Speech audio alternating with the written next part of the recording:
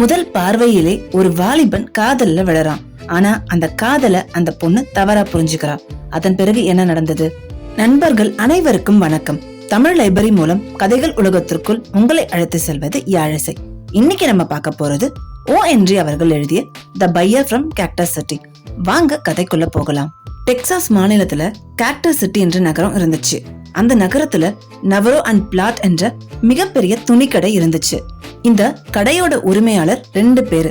ஒருத்தர் நவரோ, இன்னொருத்தர் John plot. Navarro தான் வயசுல மூத்தவர். ஒவ்வொரு வருஷமும் புது ஆடைகளை வாங்க அவர் தான் நியூயார்க் போவாரு.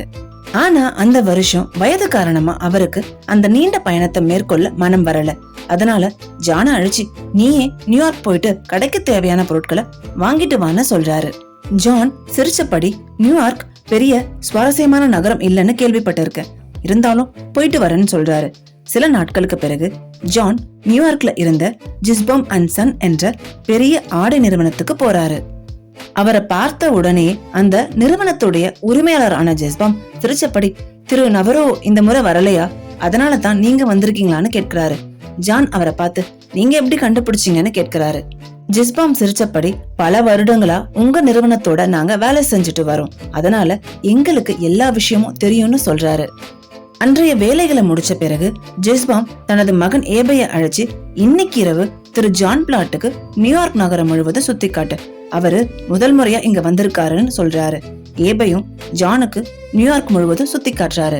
மறுநாள் காலையில ஜான் பிளாட் மறுபடியும் ஜிஸ்பாம் நிறுவனத்துக்கு போன பிறகு அவருக்கு புதிய ஆடைகளை காட்டுறதுக்கு ஒரு ஊழியரை அழைச்சு மிஸ் ஆஷரை வர சொல்றாரு ஜிஸ்பாம்.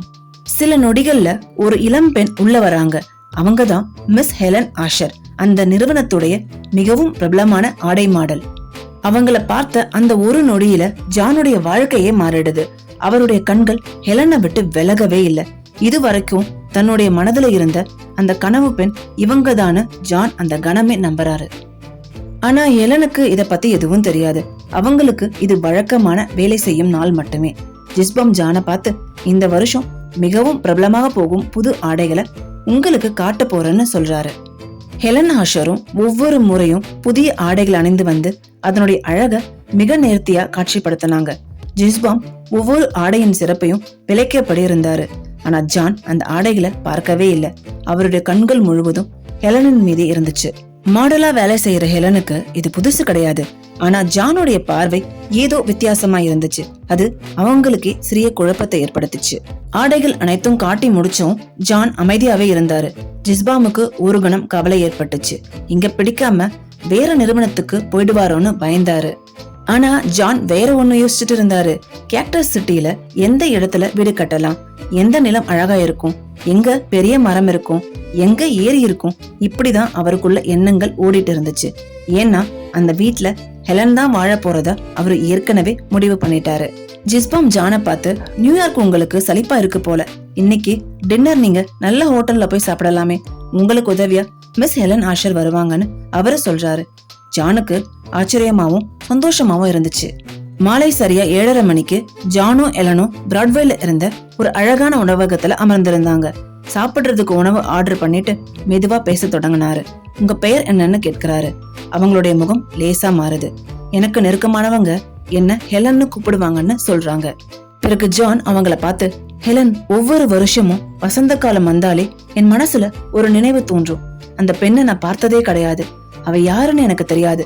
ஆனா நேத்து உங்களை பார்த்த உடனே நீங்க தான் அந்த பெண் அப்படிங்கறத நான் தெரிஞ்சுக்கிட்டேன். நான் நாளைக்கு கேக்டஸ் சிட்டிக்கு திரும்ப போறேன், நீங்களும் என் கூட வர போறீங்க. உங்களுடைய கண்கள்ல நான் பதில பார்த்துட்டேன். இத சொன்னபடி தன் பையில இருந்த ஒரு சிறிய பெட்டியை எடுத்து அதை திறந்து 2 காட் வைரம் பதித்த அழகான மோதிரத்தை ஹெலன் முன்னாடி வைக்கிறாரு. ஆனா ஹெலன் ஒரு நொடியும் யோசிக்காம அந்த மோதிரத்தை ஜான் கிட்ட தள்ளி விட்டுட்டு, எல்லை மீறி பேசாதீங்கன்னு கடுமையா சொல்றாங்க.